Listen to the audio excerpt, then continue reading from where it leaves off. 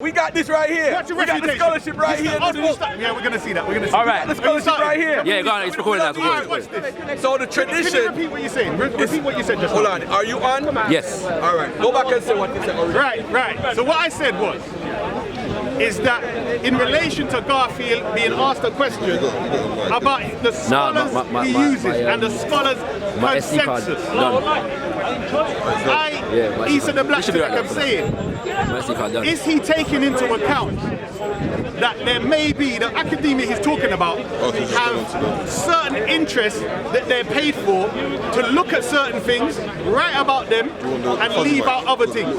That's my simple point. It wasn't necessarily on race, but it generally does have that because we know there is a habit of them, of the European academia, in history to try and make sure that we are not taught our history.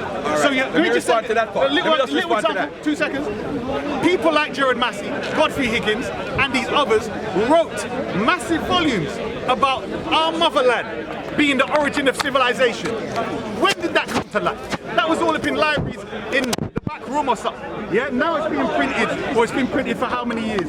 But that weren't out there. So I'm saying right now as we stand, what the brother may be relying on is edited information. So they found something, they said, right, put that in the back. So when the brother's saying what he's saying, I'm asking a simple question: has he made sure that the archaeological finds and the academia he's relying on are not biased? All right. You see, first of all, the newest religion for guys like this is conspiracy theory.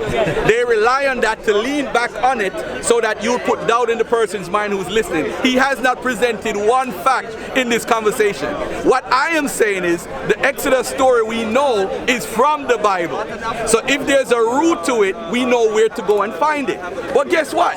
In the same Bible, we have an alternative story to the Exodus in the book of Chronicles, where it tells you all 12 tribes weren't involved in the Exodus and the conquest and everything. So that actually, so which story we should believe from this so-called book of God? Should we believe the Chronicles or we should believe the Exodus tradition? Because, watch this, it's the inspired word of God. So you're telling me God, so you're believing that God made up two stories to contradict and have us confused? So listen, ladies and gentlemen, I don't need to go to this guy with the conspiracy theories.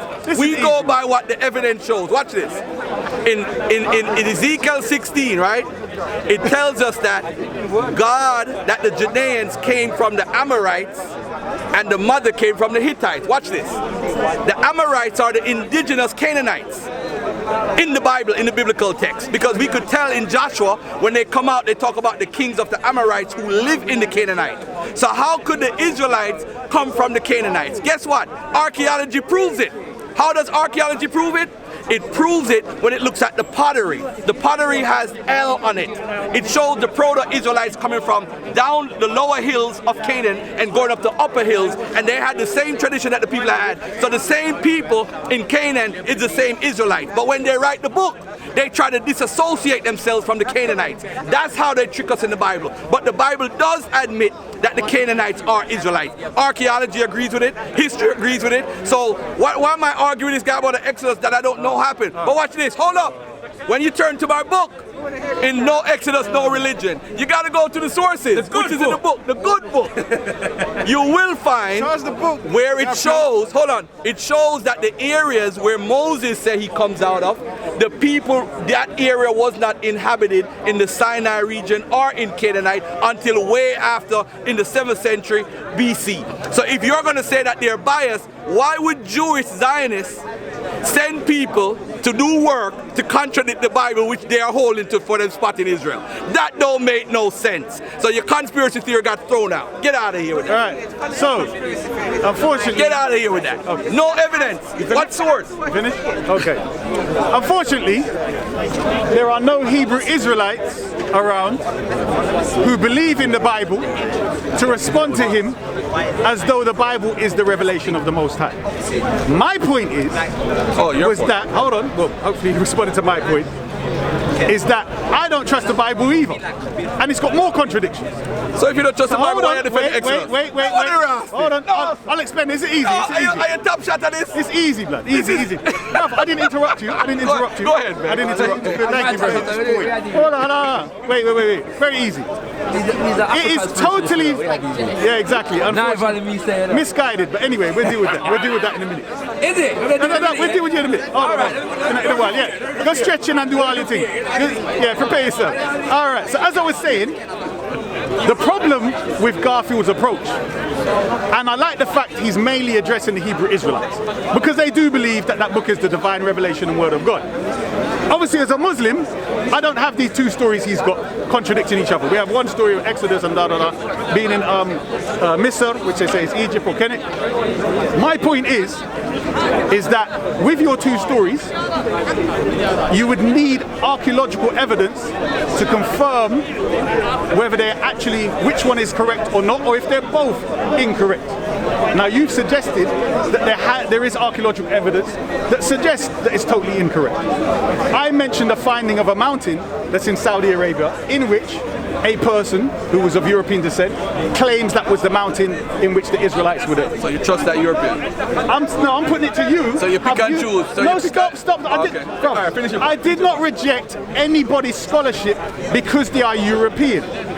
It is commonly known in the black community that the Europeans' establishments of history and even present have made sure that they've geared our education, or everyone's education, in which black people are always seen as inferior and white superior.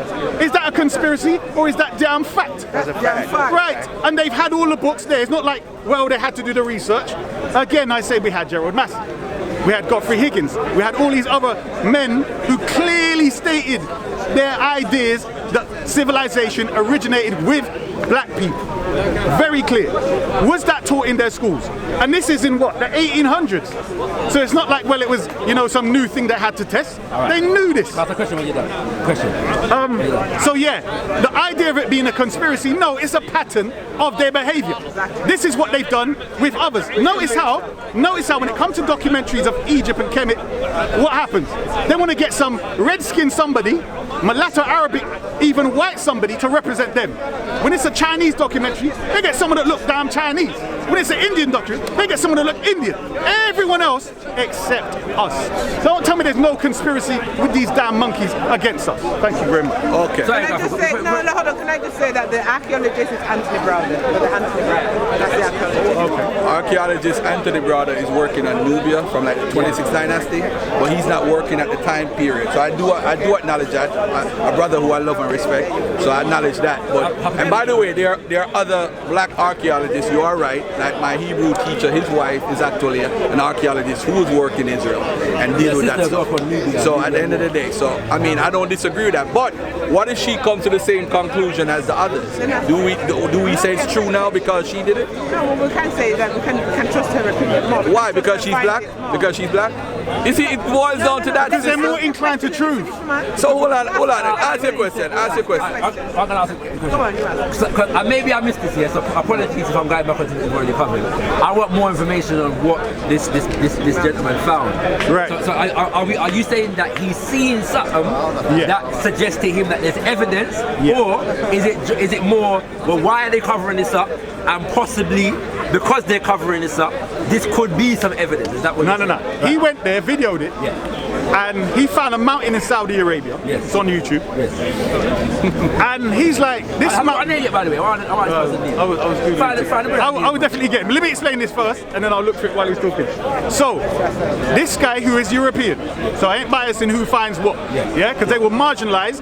As I said, Gerald Massey's writing, Godfrey Higgins' writing, they were Europeans, and they pushed their books aside, All right. So, he took his camera, and there was a mountain in Saudi Arabia. There are thousands of mountains in Saudi Arabia. Yes. This particular mountain had railings around it and guards. Yes. So it'd be like, well, obviously this would stand out.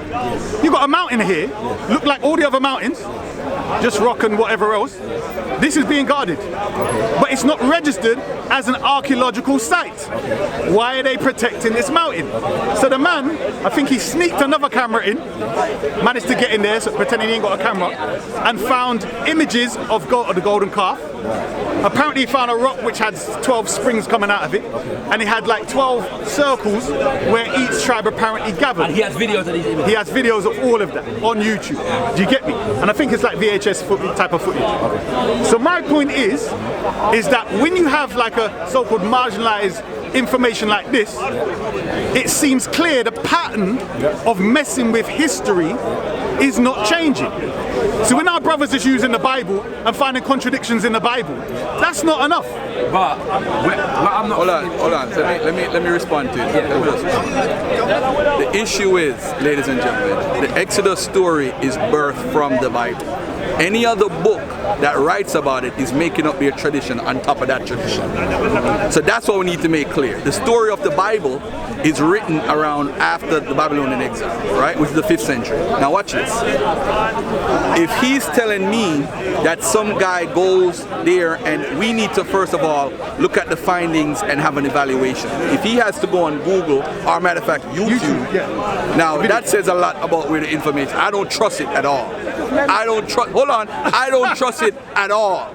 Because for one, I have an idea what he's talking about, but watch this. Wow. Why is it? Because it has 12 springs, it has to do with the Exodus. You see, this is where the Abrahamic tradition is influencing you. Hold on. You're not guarding all these other mountains, bro. But you're guarding. Can I talk? Go ahead. You're never out of control on videos. What happened today, man? Come on, man. Calm down, man. This is when you ruffle their feathers. You misquote. Listen. First of all, Gerald Massey and Anacolus Godfrey need to be kicked out for their pseudoism on Kemet, by the way, too. So that's a whole other story, because a lot of the misinformation in the community comes from that pseudoism that he's pushing.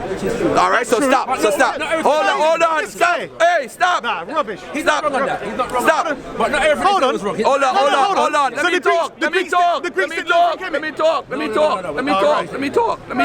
talk. Now, they were incorrect about some stuff. Of course. Gerald Massey is the home of pseudoism. I haven't been wrong today about anything. No, in fact, my book hasn't been wrong about anything. It actually has the information from scholarship, so you could go back to the sources and see exactly. And scholars in the future will correct those scholars. No, yeah, all right. Like just like the Quran, right? Just like the Quran, right? Now watch this, family. Watch this. Watch the games that they play. I say the Exodus as written in the biblical text didn't happen. Now, if I'm saying that, I have to back it up. I actually back it up in my book when I have a chapter called No Exodus, No Religion. What I did was I used the Bible as evidence against the Bible, showing that there's two alternative stories, right? Now, I also use archaeology. The archaeology finds that when Moses is coming out and all these things are happening, there's nobody inhabited in those regions. When he says that they like to cover up stuff, I'm saying to him, why would a Zionist cover up something that would make them more eligible to live in Israel? But that don't make no sense. These people are trying to prove that they are the chosen. They are trying to prove they're the chosen. So they're going to fund some people to prove that they're not the chosen. They are funding stuff, whether it's through Israel Finkelstein, whether it's through William Dever, who's a Bible believer, whether it's through Mazar, who's another Bible believer. So those people are coming up with the facts saying, yo, the Bible story is just not correct. And these are believers in the book. Finkelstein is not a believer. Hold on, my brother. Finkelstein is not a believer, but Mazar and William Dever crushes Finkelstein. He hates him. But the point is, they agree on one thing, that the proto-Israelites come from Canaan, and they went up into the upper hills, 250 land spaces where they went. And when they look at the archaeology, they're writing about El, which is the god of the Canaanites. They're writing, hold on. They're writing in a script that's Canaanite. They're doing agriculture, that's Canaanite. They build houses like the Canaanites. the Israelites were actually Canaanites. That's the consensus of scholarship. You're Canaanite. No. I said You're Canaanite. I totally accept the culture of the Hebrew Israelites when they were in that land. You could say is a mixture of Canaanite and Kemet. It clearly looks that way from my own research, right? We're gonna talk about that after. But what I'm saying is, I know why he says that. I know very well. I know very well. There's a holy. But I'm right. So there was a main thing I wanted to interject. You mentioned. Oh, that was it. So he's saying that the Zionists have at their best interest to prove that the Hebrew Israelites were actually there, that the Exodus happened. And they found research on that as well. All of this thing that he's saying, there is, for instance, one example of a guy saying, when you shift the dates back, that things start to align. Wall in Jericho, all these different things start to align. I know this guy. It may not be perfectly in relation to the other details. But they're saying the chronology. The same guy that said that the king is Ramesses, the pharaoh is Ramesses at the time. David Rowe? I'm not sure. David Rowe. No, there's another one. There's another one. I can't remember the name. And I'll get this as well. Don't worry, this is easy stuff. David Rowe. But still, Brother, I'm making it up. Hear what he accused. Remember he accused me of making it up. No. Brother, wait. I believe you. Listen to what I'm saying. You see this stuff here? This is all a 5 or more years old for me. This is what I'm saying, and I expected him to have already took it into account and refuted it. Do you understand? So for him to know what I'm talking about. You talking right? No. I am going to get there. What I'm saying is the claim that the Zionists have this big interest in proving this Exodus, etc. The other thing to think about is what other problems occur for them when they start to prove that point. Because there's a lot of lies being told in their book. There's a lot of truths, let's say, in their book. So you prove one, you start to prove something else, and you build a bigger story that then circles back on you. I might say that they didn't look like you. For instance, as a Black Hebrew Israelite, we would say, well, they were black people.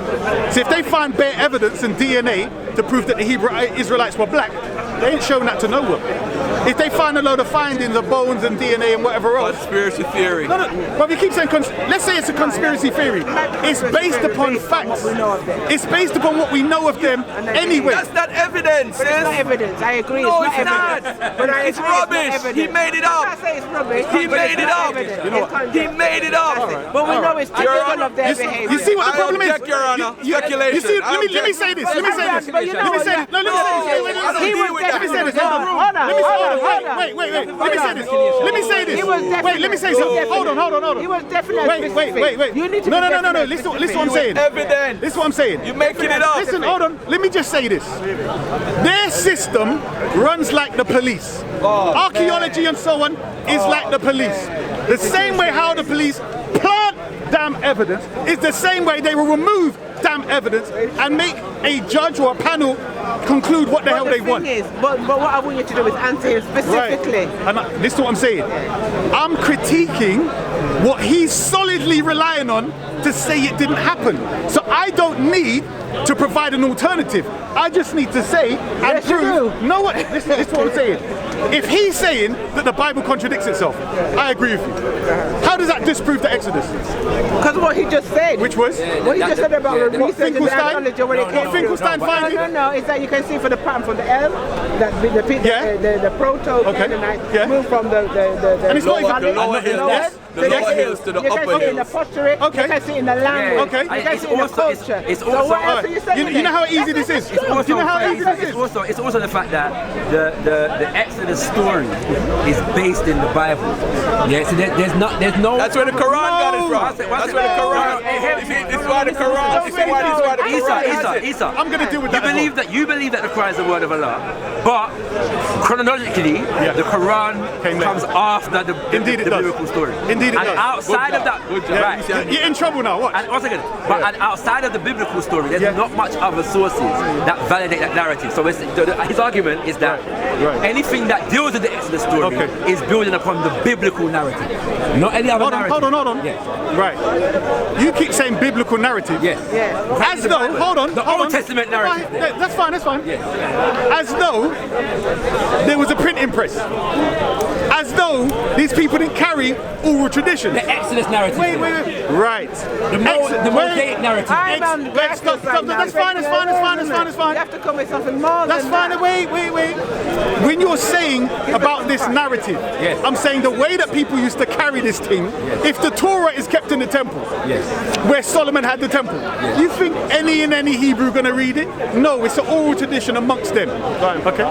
Listen, man. Take care. You need to let me know. Yes, brother. All right, listen. That's your brother? I've got a lot of brothers. Why are you racist? How you doing? Hey, are you telling me something enough of that? That's not right, man. Garfield. Are you telling me that's not right, man? I never said that. You were saying enough of that. Don't say that about camera. Don't say that. Oh, look at my one. Look at my one. I am brother. My brothers. Some don't want him said nothing. My brothers are all different brothers. However, east of the Blacktellect is pro-black. So I know where I stand. But anyway, where was I before I was interrupted? Right, no. This is what I'm saying. Something hard and tangible. What was I saying before the man interrupted? Yes, you were saying that the Bible was there was no printing press. Right. Yeah. So what I'm saying is, when the statement is made, it's as though, let's say Prophet Muhammad has a Bible to go read, or he's going to people who are reading this Bible. In 650 AD. In 620 or whatever. In 650 But how do you know that? That's what I'm saying. But Isa, the reason why that doesn't change the argument is because the people, let's say it was an oral tradition. Yes. So Prophet Muhammad would have gone from an oral tradition. Let's say that. Outside of Allah. Yeah. Let's deal with the outside religious term. That's still the Old Testament narrative. Hold on. No. That's what it is. Listen to what I'm saying to you. Right, I'm going to smash this. Watch. Don't interrupt. I'm going to bust this right now. Wait. Am I talking? Wait, stop. Watch this. No. I'm going to smash this to pieces. You let me talk. Right, I'm going to smash it to pieces now. Where did Moses go when he ran away from Pharaoh? Pardon? Where did Moses go when he ran away from Pharaoh? To the arms of Ethiopia. Where did he go? It's a simple question. Moses, when he was running from Pharaoh, please stop. Sorry. Very important. That's fine. Thank you very much. One sec. Blessed brothers. He's a return. I'll tell you, brothers. I only return because of Garfield. Only return for the brother Garfield. No, big up. This brother's experience, yeah? Why are you pushing him? First of all, big up Garfield. Come on. I'm supporting you. I'm saying listen to All right, listen. Thank you. Why y'all saving this dude from his ass whooping, man? Listen, very carefully, very simple, yeah? You lot are talking about the tradition must come from the Bible. Yes. Now, if the tradition already is that Moses ran to Arabia, ran to Jethro, a descendant of Ishmael, would the tradition of those people called the Israelites already be there in Saudi Arabia at that time? Yes or no? Yes or no? No. Yes or no? If Moses was if it happened. What do you mean? No. What do you mean not necessarily? If somebody in 1800 escaped slavery and they went back to Africa, would the people and he's founded a whole government? Yes. You don't think the people in Africa would have the tradition of what's going on in Europe? Watch this. I am talking. Watch this. That's the biblical narrative, though. Brother, no. Watch this. The problem with I hear what you're saying. The problem with what you're saying is that he's saying that that didn't happen. I understand.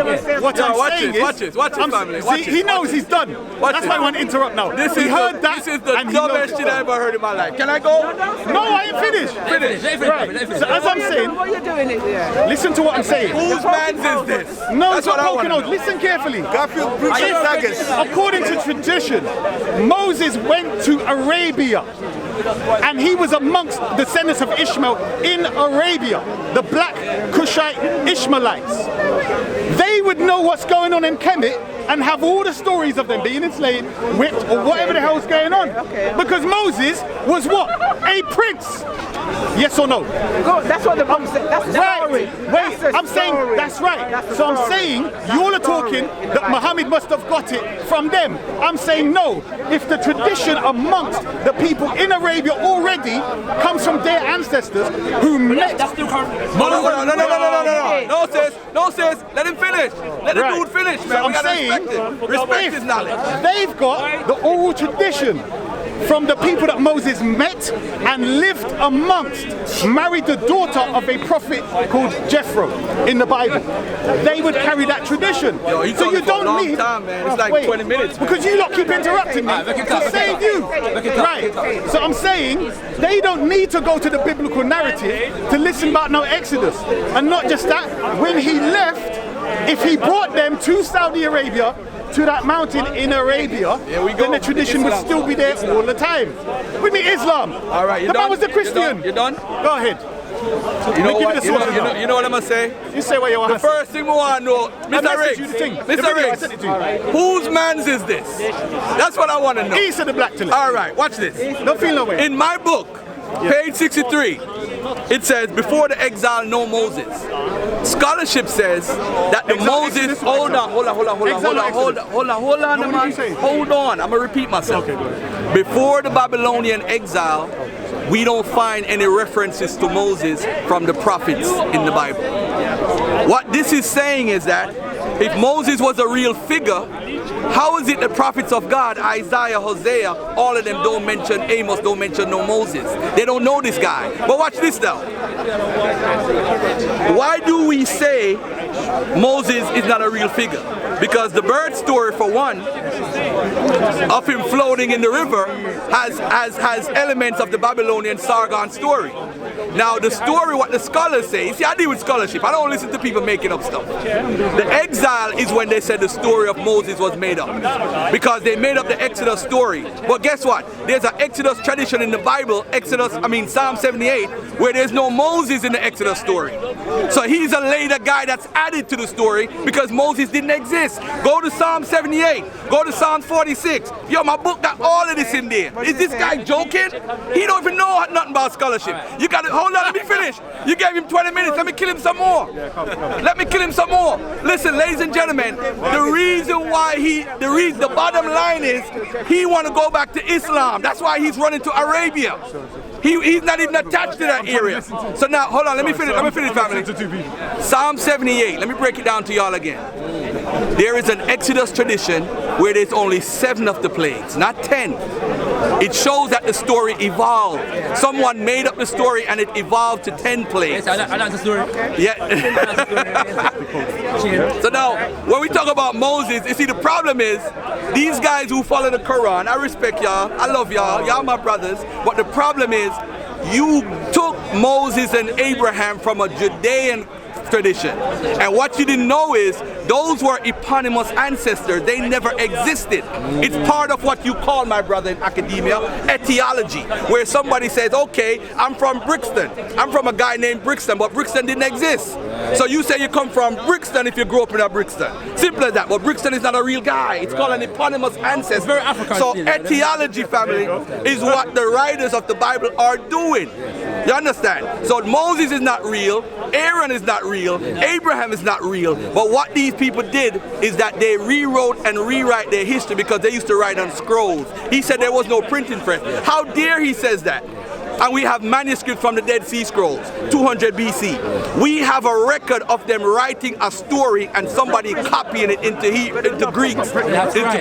So we have a tradition that's written down. But the truth is, But there wasn't a printing press.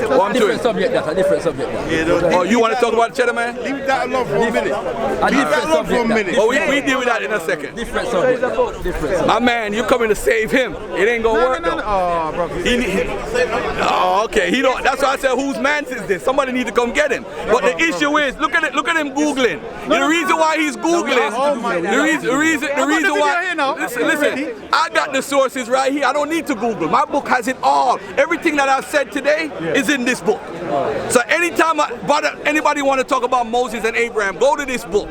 And what I will show you is that there's something called stories have no borders. You're going to have stories in every culture in the ancient Near East. They're going to copy Egypt, not copy. They're going to have stories from Egypt, from Rome, from Greece, from Assyria, from Babylon. You're going to have stories like that in the Bible because it's called stories have no borders. So can I ask a question?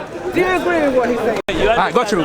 If you notice, it says right here, birth story, right? Yeah. I talk about the birth story of Moses, right? And I talk about different things within Moses' story, like the story. Hold on a second. Let me just read this real quickly for y'all. The writer of this story, referring to Moses, whoever he may have been, was evidently familiar with the legends related to the sun god Bacchus, as he has given Moses the credit of performing some of the miracles which were attributed to that god. It is related in the hymns of Orpheus that Bacchus had a rod with which he performed miracles and which he could change into a serpent at a pleasure. He passed the Red Sea dry shod at the head of his army. He divided the waters of the rivers Orontes and Hydaspes. Now, this story is in the Greek culture, and there's also a story with Nectabanus the second in Egypt, which has a similar story, and there's other stories. I'm not saying anybody copy from anybody, all right? Because in the ancient Near East, there's no plagiarism. Because if you want to say plagiarism, in Second Kings, 2 Kings 18 and Isaiah 39 is the same thing word for word. Would you say Isaiah plagiarized 2 Kings? Today we would say it, but back then it's not plagiarism. But it's just, this is why I made up the concept called stories have no borders. So you don't say the man might copy from Egypt or Babylon. You don't say they have a shared culture. They have a shared culture. It's called syncretism. Syncretism. Word for word, yes. Word for word, yes. But ladies and gentlemen, in Abraham, hold on. The Abraham guy, by the way, let's go to Abraham. I just got to address this real quickly because he took 20 minutes. I do have on page, you see, I deal with everything in this book. So on page 10, on page 10, I talk about foundational myth. Foundational myth, I compared Abraham and Aeneas, and their storyline is pretty much the same thing.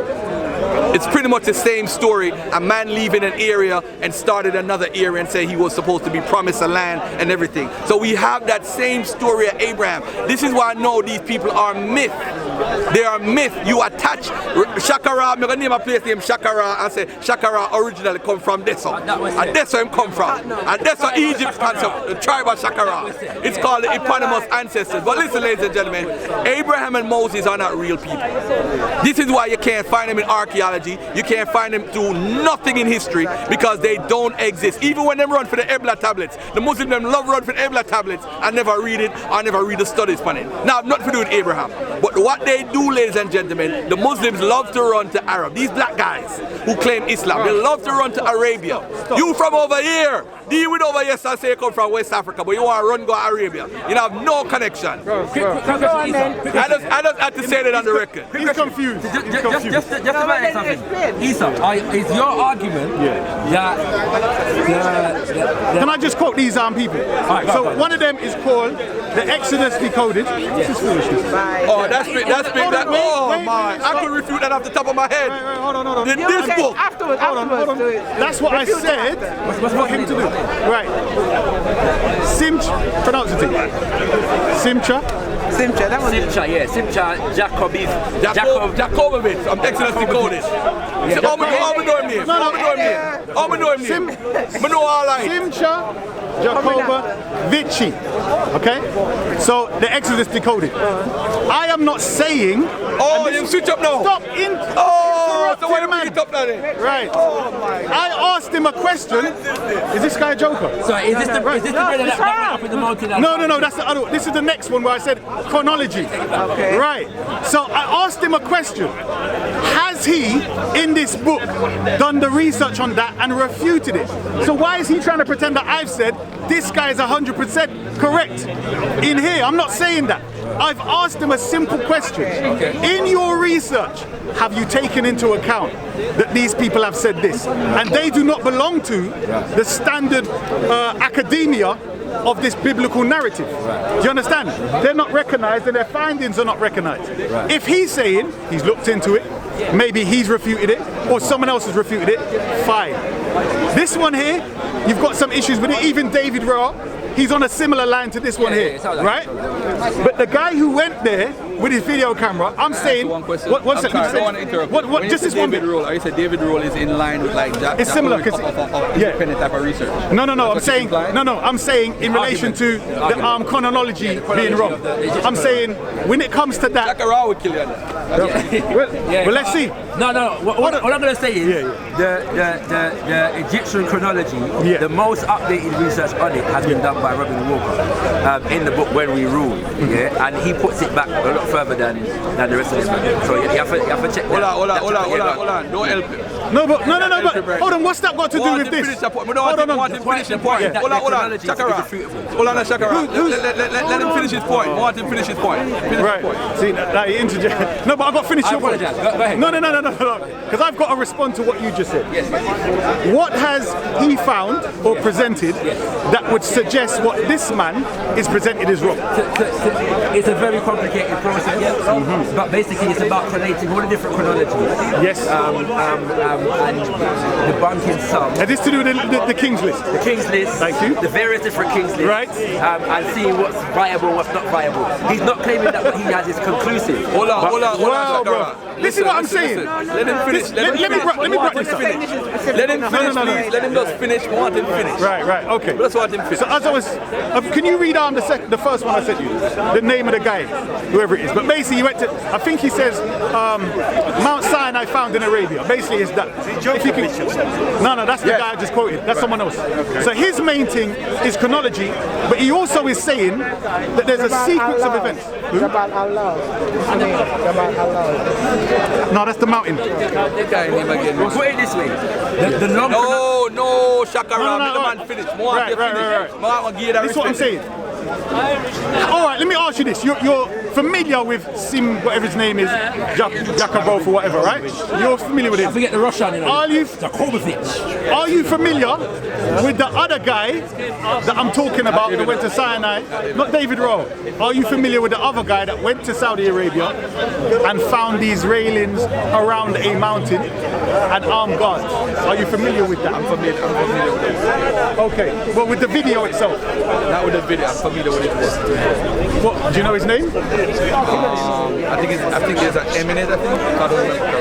Is there a name coming up? Is that him there? Yeah. There's name's not coming up. It must go underneath the video, like go to the information. I forgot the video, because it's your book, this guy, you know. We just got to my book. My book is the solution. That's a silly argument, bro. This will free you. I would hope so. But the problem is from this condition that you're in. Free you. All right, finish your point. Finish your point. I just want to. No, that's the name of the mountain. I know. What's his name? I went. So who's I? I went to a trip. You don't say the brethren name. You know what I mean? It's a Bible 2 project. You know. This is what happens when people gotta go to YouTube and they don't know what they're talking about. This is basically what it is. Oh my days! They don't know what they're talking about. They're making up stuff and they're trying to find videos. Hold on. Wait, Mr. Matthew. So hold on. When I met, bruv, oh my days. Artillery. Thumbs up to you, artillery. Artillery. Amazing. This is fun though. This is fun. No, that's someone else though. This is fun. This is fun, right? This is right. fun. So as I was saying, bruv, you have to be more professional. I'm gonna have to teach you how to be professional.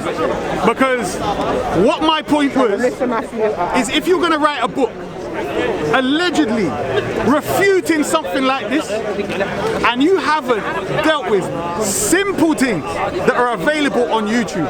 Remember when he's talking about his research and books and so-and-so found this over here and so-and-so found that over there and some archaeological translation, bring that tablet, let us recognize and translate that thing.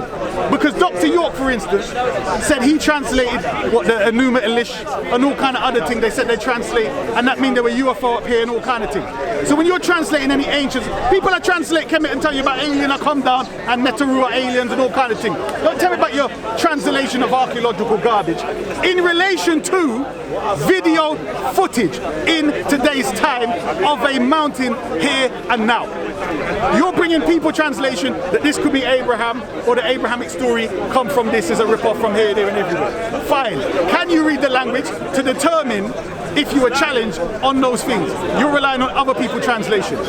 When I bring video footage of this thing here, and we're dealing with the mountain in front of your face on video, and the man's findings, my simple point was, I would have expected the brother to deal with this issue of this mountain, again, being guarded by guards and not recognizing an archaeological finding. As well as the fact there are so many other archaeological findings in various other areas, right, that they recognize and people can go and visit. Why can't they go and visit this mountain? It's got all kind of cows and ancient archaeological scripts and so on there. Why not go there? Let me ask a question, Isa. Is it, for the sake of the conversation, I just want to substantiate something. Is it your argument that the story as it is written in Exodus is historical fact? No, in the biblical Exodus. No. But okay, let's say that the story that the Exodus is referring to is an actual historical event. So that a man named Moses and a people called Hebrews, they call Moses or what? An individual. A man named Musa and a people called Hebrews were enslaved. Oppressed. They go with that. In Kemet for 400 years. I wouldn't say 400 years, but anyway. Okay, for however many years. And this man called Musa went to a person called Pharaoh. Well, that's how he's. What's it called? And said, let my people go. Etc. There was plagues and so on and so on. So you're validating that story. The basics of that story. No.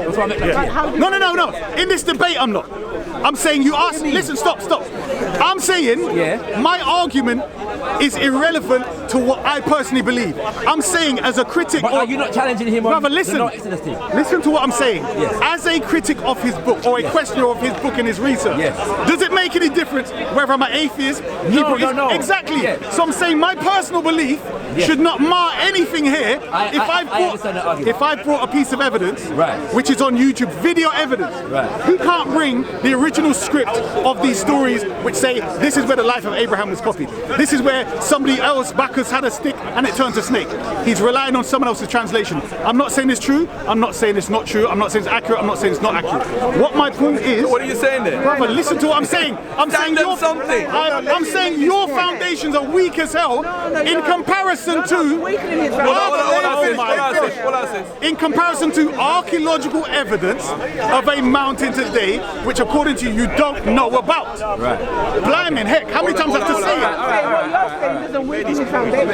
Now, ladies and gentlemen, if you do purchase this book and you go to, let me find the page. Because you haven't. If you go to page 69 to 71, all the Exodus claims are made when it comes to scholarship. You see, what happened is he mentioned Jacobovich. Why did he bring that up? He didn't know I knew about Jacobovich. So the minute I shut it down, him got to David Roll. Now, let me address the David Roll thing, and I'm going to address what he's saying while he's listening. Isa, listen. David Roll is my friend on Facebook, right?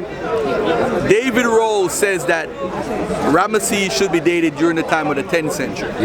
What I did was, I found an Assyrian record that shows the Assyrians talking to the Hittites and the Hittites communicating with the Egyptians, right? And it's showing they're talking about, it shows a guy that's a chancellor that's documenting 3 kings, right? And Ramesses through Ramesses' time period. So it's telling us the time periods in 3 different cultures. The Hittites, the Assyrians, and the Egyptians. When I showed that to David Roll, he blocked me on Facebook because it kills his chronology argument. Now let me say this. Oh, hold on. Can you repeat that, sorry? Come again, put up. Just that little. All right. There's an Assyrian document, A4110, right? Where it documents. You know the thing. You can quote a document. You see, I'm quoting that. No, I want to hear. Because I think I've heard this before. Because I see it. Go on. This is what people who deal with scholars and deal with scholarship. This is what we do. We know stuff. We know stuff what we talk about. We don't go to YouTube videos. All right. Now watch this. A4110. It's an Assyrian document. The primary. Yes, it's translated, and Garfield can't read Assyrian. Tough. but I'm going to go by what the British Museum and the translators say what it says. What it's saying is there's an Assyrian chancellor, right, who is alive during 3 different Assyrian king time periods, right? One of the things is, remember, during the Hittite war with Egypt, remember both of them document that they won the war, right? So we know they had a war. Whether Egypt win or the Hittites win, I don't care, right? The people who love Kemet, I'm going to say Kemet win. The people that love Egypt, say Hittite. But guess what happened? Somebody gave up their daughters. When you give up your daughter, you can't claim victory. That's true. So we don't know about that for Kemet now one day. All right, now watch this. There's a communication between the Assyrian chancellor with the Hittite king and with Ramesses, right? When the Assyrian king died, another Assyrian king came, he died, and another Assyrian king, but the same chancellor is documenting all of them at the same time period. So now we have several ways. We don't need Egypt for chronology, you know. Everybody think I follow David wrote about Egypt and the Bible and Ray. We don't need them. We have the Assyrian chronology because from that time period to 669 when them take over the part in Egypt, we have the chronology of the kings right through.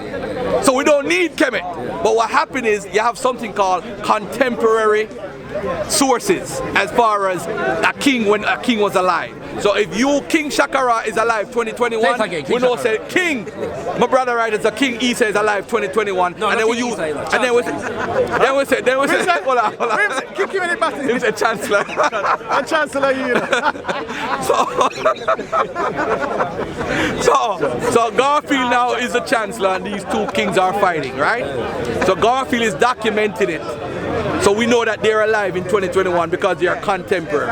All right? So that's how we know the chronology in Kemet. Now, David Roll, I have to give him credit for one thing. I really don't, you know what? I'm not give him no credit. I'm not give him no credit. Me tell you off of the camera. I'm not give him no credit. Because he blocked me. He shouldn't block me.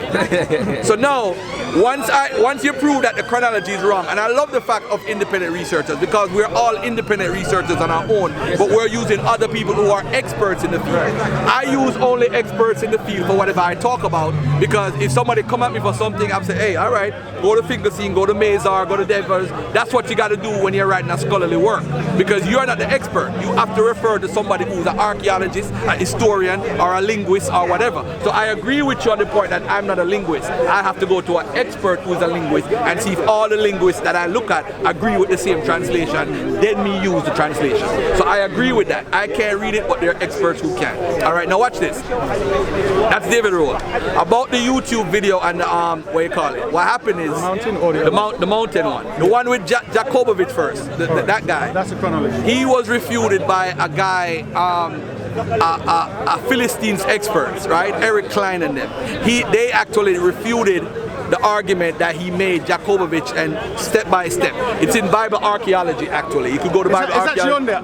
Yeah, Bible archaeology. Exodus, decoded, debunked. Yeah. I'm saying there's arguments back and forth. Yeah. No, I'm just asking they refuted him because what he did is, he did you know, wake up on the History Channel, everybody feels that what he put on the History Channel is true. Yeah. And he was on the History Channel. He did that documentary. He made it. They go into the tomb in Kemet and tried to say that there was some inscription that was supposed to have read. Right. Yeah, Israel or something like that. Israel is no more. That one there. Israel on the tablet. No, something totally different. Yeah, totally different. I think I know what you're talking about. Yeah, so what happened is they refuted it step by step in Bible archaeology. I know Bible archaeology is Bible leaning. Those people are Bible believers. So their archaeologists and their historians refuted it. In what though? Everything he said? Everything. Everything step by step. Here's what I'm thinking about. Okay. Hold on, let me finish though. The volcano. Now, with the volcano in the 1500s and from Greece and all that stuff. The Santorini. It's in my book. Stop it, man. I'm asking. It's just stop it, man. This trying to make some argument. No, listen. I could be helping promote the man book, you know. Let me tell you something. The Exodus is the foundation of all of the beliefs then. Because if Moses is not real, it kind of kills the Quran too. If Moses is not real, it kills the Bible, because Jesus said he's from Moses. So that makes Jesus a liar. You understand? So if Moses and Abraham is not real, all the Abrahamic faith is null and void. So if I'm saying that they don't exist, I'm not saying, let me just retract that a little bit. I am not saying definitely they don't exist, but we definitely have not found any evidence to suggest that these are real people. This is why the angle of the scholars are saying that they're eponymous ancestors, like what I broke down about Brixton and coming from Brixton and all that stuff. So Shakara have his own tribe and Isa have his own tribe. It's called etiology. I'm from Jamaica, right? I come from an area called Cassia Park. There's no guy named Cassia that started that neighborhood, but the people trace the history back to a guy named Cassia, which is not, it might exist, it's just a story. You understand? It's the same thing with the Bible. It's a particular writing that the Greeks used to use. Because listen, let me break down something that no scholar, you won't hear from no other scholar.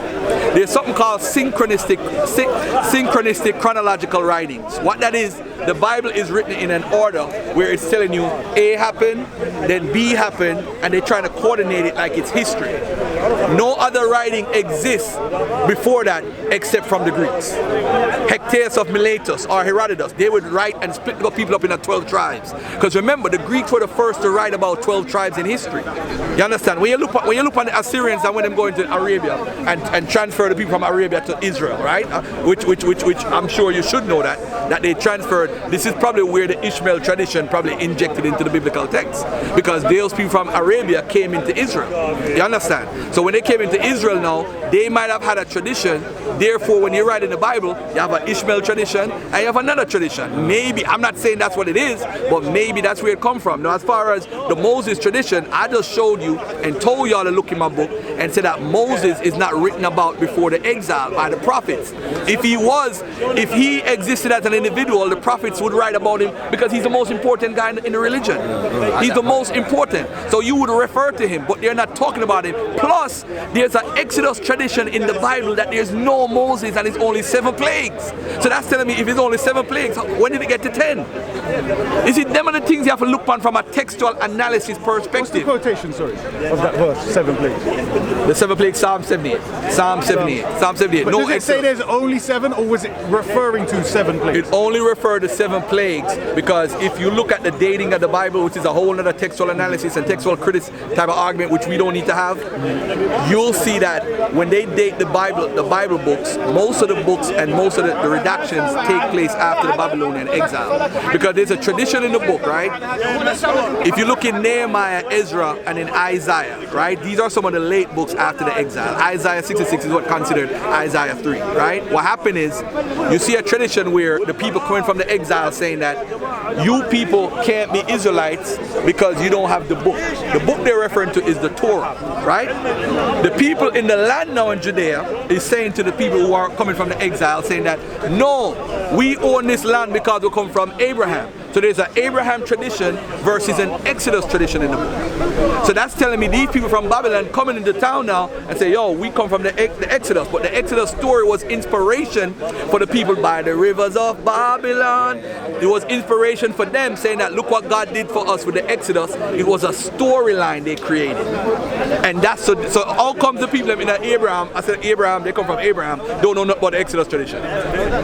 So they're arguing in the biblical text. This is when you deal with textual criticism and textual analysis, these are the things you have to study within the text. Not just say, yo, Moses and Abraham believe, and me come from them people, and that's good. I'm saying that Moses and Abraham are eponymous ancestors. That's what I'm saying. Alright, come to Isa. Okay. So the man's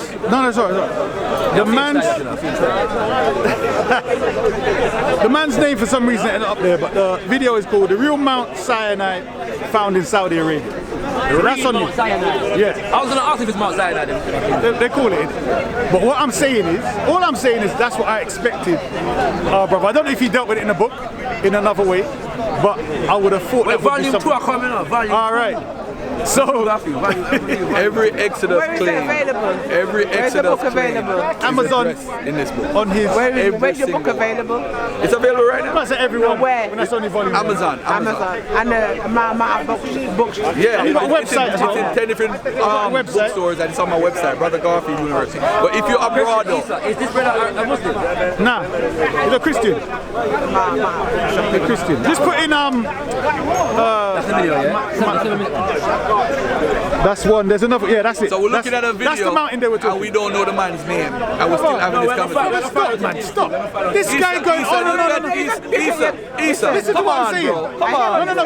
Listen to what I'm saying. I come here to talk to him about the first thing I mentioned wasn't this. It was about whether the Hebrew Israelite community, regardless of whether they're mythological characters, regardless of whether they're actual Hebrew Israelites, are they a benefit in what they're doing in organizing the community? Do you understand? Then we went off onto this. Because my thing is, I've seen the Nation of Islam have these teachings. I don't believe in the teachings that Elijah Muhammad brought in relation to Fard Muhammad being Allah, all of these things that he taught. I don't believe in them. But I don't see no one else do the work that Elijah Muhammad has done. So I don't criticize it. Excuse me. We're filming the conversation. Thank you.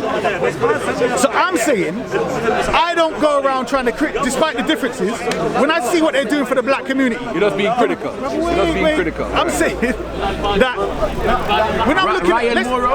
Is that his name? It should be in the video. But one sec. What I'm saying is this. Shakara. When I look at our sisters out there being prostituted, young girls being raped, man them shooting each other, I'm thinking to myself, if a man come and tell you our ancestor is a panther or a lion and our genetics got it in us, and you know what?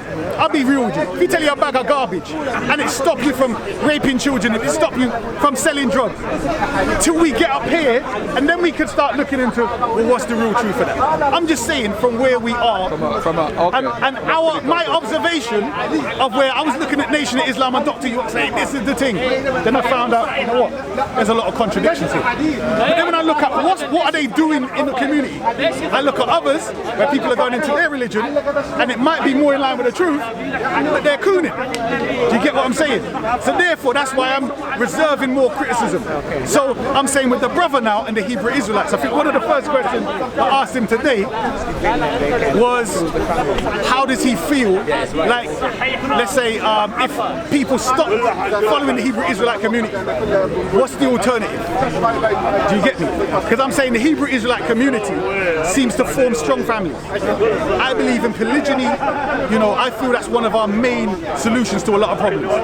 Forming our families back the way that they were. Having our own community, so children may not, let's say, you know, they might feel closer to a sister wife, and the other half, you know, children, they're all connected. Is it in there? I do address, ladies and gentlemen. Polygamy. I do address. You know what? Just stop this, sir. But do you get my point? For the sake of the conversation, hold on. The mo's behind your book. There we go.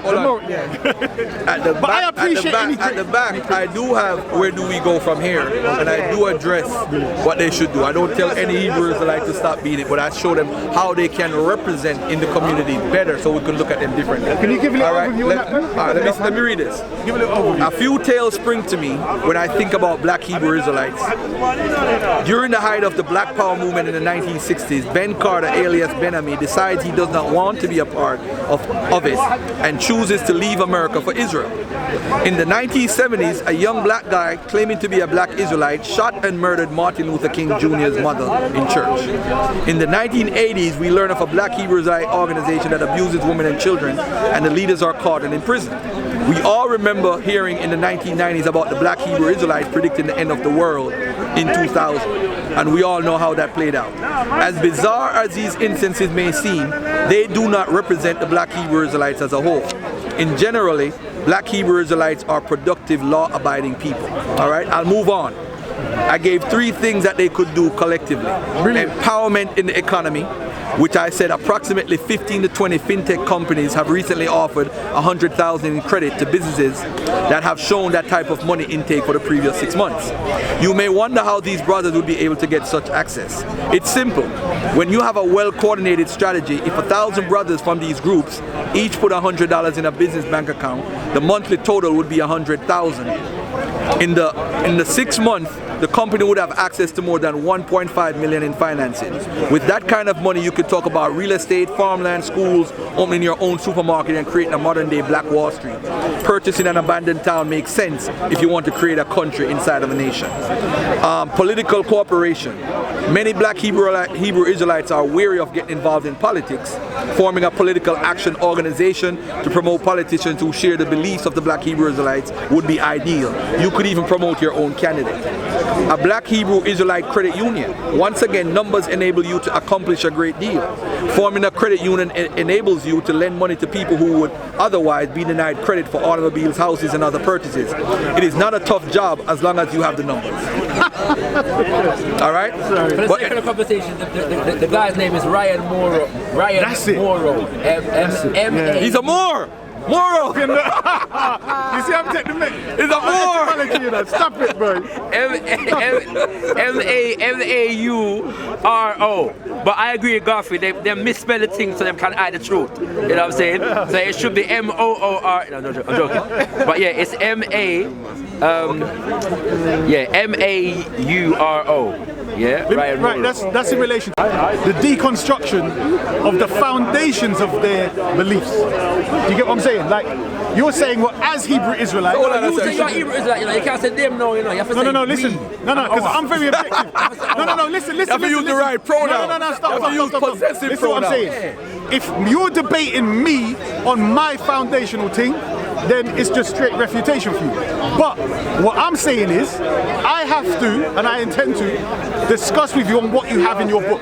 So therefore I have to play the role of their perspective, you get me? Because obviously I'll be quoting Quran. If they are united and they have the numbers, it can be accomplished. But regardless of their beliefs. Regardless of their beliefs. Yeah. So that's the point. I'm not telling anybody to leave their beliefs. Within your beliefs, you could create a reputation that will make the community look at you different. You can't do the same thing and say, oh, I feed the homeless, I help people who do this, and the Christians and the Latter-day Saints is doing the same thing. Jehovah's Witness knock on your door and offer you different things. I'm saying do something out of the norm. Like Elijah Muhammad. Yes, so that we could be recognizable. You know what I'm saying? Okay. So do a bigger something. Yeah. I thought they was, to be honest. Was there not? Hold on, what, there a Hebrew Israelite that got locked up or something and he had truckloads? He had, what's his name? Oh, you're talking about Yahweh Ben Yahweh. And he got locked up, right? Locked up, yeah. But he had bare trucks and... Yeah, he had a lot of things. Yeah, in mind. Was he as big as Elijah Muhammad? No, but he used to be a part of Elijah Muhammad. So he left and done his own thing? Okay. All right, ladies and gentlemen, this is the Bible right here. Get the Bible. Yeah, please invest in the book. Our brother has been, and he describes his journey, right, where he was young, and then he wanted to investigate something, and he wanted to become a pastor, and that's what made him come study. And our brothers, listen, remember, no, what I'm saying is, we're all coming from a perspective where we were taught, we were all taught garbage of a... Yo, I take that table from Shakara. I take it. We were taught... Too much liberty. We were taught, a lot of us, about a white Jesus and their version of heaven and all the rest of it. So when you find a brother documenting his journey, his research, putting it together from his perspective, this is what we need from every single angle. All right, listen. Listen, my brother. Forget about the book right now. We're going to talk about Islam.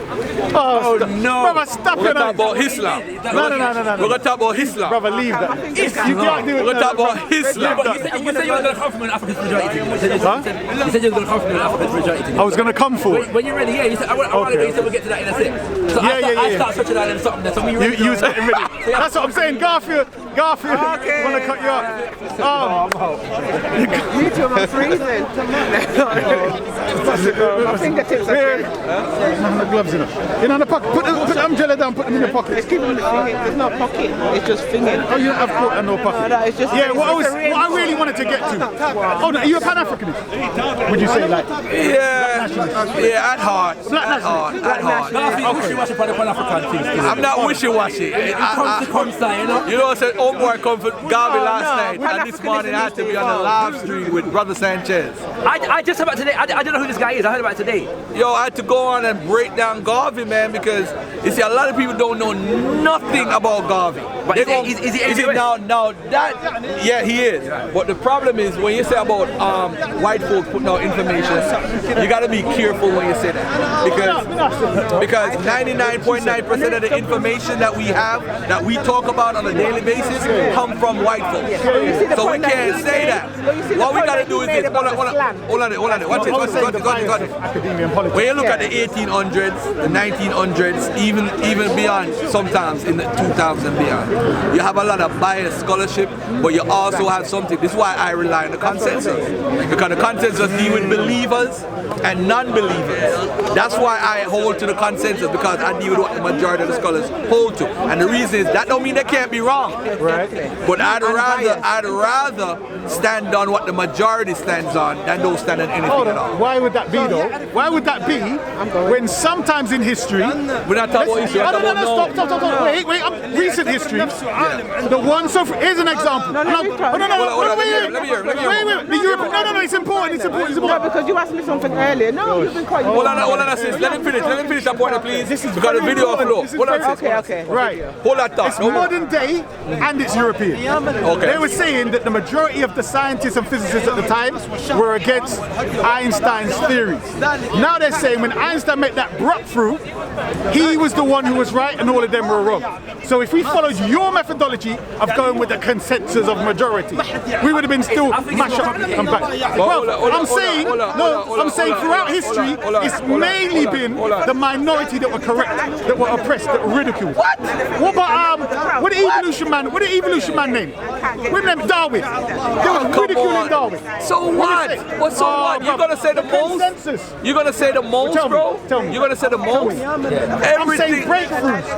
Have they not been people that were ridiculed? Of course. But you can't have a majority But consensus. not the majority, bro. You're not being honest, though. Listen to what I'm saying. You're not. No, hold on. You're not being honest. About what? Can I just say, I think we can draw equilibrium here. There's a need from an African perspective to be critical about consensus. Right. But we should also critical. When I say critical now, I don't mean criticizing. I mean discerning in terms of how we evaluate consensus. But it's also ignorant in a straight way. This is what I'm saying. Exactly. You know what I mean? That's what I'm saying. You know? That's what I'm saying. Can we agree on that? Yeah, I agree. When you're not an expert, you rely on experts. No. You hear him say? No. Rely on experts. This is why you relied on that YouTube video. That guy has been debunked so many times. It's ridiculous. No, I didn't rely. Arab thing, it's been debunked so many times. It's ridiculous. I didn't rely on it. I asked Yes, you did. No, I didn't. And you were talking like it's real. You need to address it in your book. You didn't address it in your book because he's not relevant. He's not relevant. Just like how David Roll is not even invited to Egyptian conferences anymore. He's irrelevant. So that's what happened is when him tell me say I'm finding upon a YouTube, that's the first thing. You should have said you found it in a research article. That's the first thing. Hold on. Now what? They have a guy named Ron Wyatt, right? Ron Wyatt say him find the wheel for the Exodus, and a whole of people them come and say, yo, the Exodus. Him say him find a bunch of things. Him go down into the sea and say him find one wheel, and there's a lot of people still pushing Ron Wyatt today, and Ron Wyatt has been refuted. So when you bring stuff that's been refuted, we don't need to talk about it because nobody in scholarship deals with it. There's no secret. Stop. Hold on, let me finish. Hold on, Shaka, let me finish. This whole conspiracy theory about, they're guarding it. You don't know if they're guarding it. You're It's going in the by. video. Hold on. No, it's in the video. Hold on there. You know, the man can go California. Hold on, my dudes. You know, the man can go California right now and shoot. Tell him go Kemet with green screen. You know that? If Ryan Moore, hold on a second. If you want to put all your respectable scholarship on the back of Ryan Moore, do it right now. Let me refute you right now, step by step. Do it. What he's saying, I dare you, double dare you for let us assume that Ryan Moore got to Saudi Arabia and discovered something new. it would still require experts, because Ryan Moore apparently, I don't know what his qualifications are, but it requires archaeologists, linguists, and everything. What's the one that the people that decipher text? Anthropologists, linguistics, and all them something there. There's a specific word for people that decipher text. How did he date the area? How did he date it? It would require. How did he date it? Hold on a second. How did he date the area? Wait, stop. Let's answer that one question. No. That's one question. Listen to what I'm saying. You're not listening. Answer that one question. This is what I'm gonna show you what a wagon this is. No, now tell me how did he he's date responding it? to other stuff. No, how did he date it? But the question that we're asking that you have to not you, but I'm saying it would have to be Listen to what I'm saying to you. How did he date it? You mentioned archaeologists, anthropologists, all of this. What I'm saying to you, all these other places where you find carvings and markings and hands, picture on the wall, they allow archaeologists to go there. So I'm saying here, where you find them, where people are where there's a claim. I'm saying, why are you covering it up, and why are you not allowing archaeologists to go there? Don't you understand? It's a simple argument. Is actually Go and watch the video. It's a relevant question to ask. That's all I'm saying. And I'm saying for him to say, because these other scholars have refuted it or left it, I'm saying you're the scholar. You deal with the thing.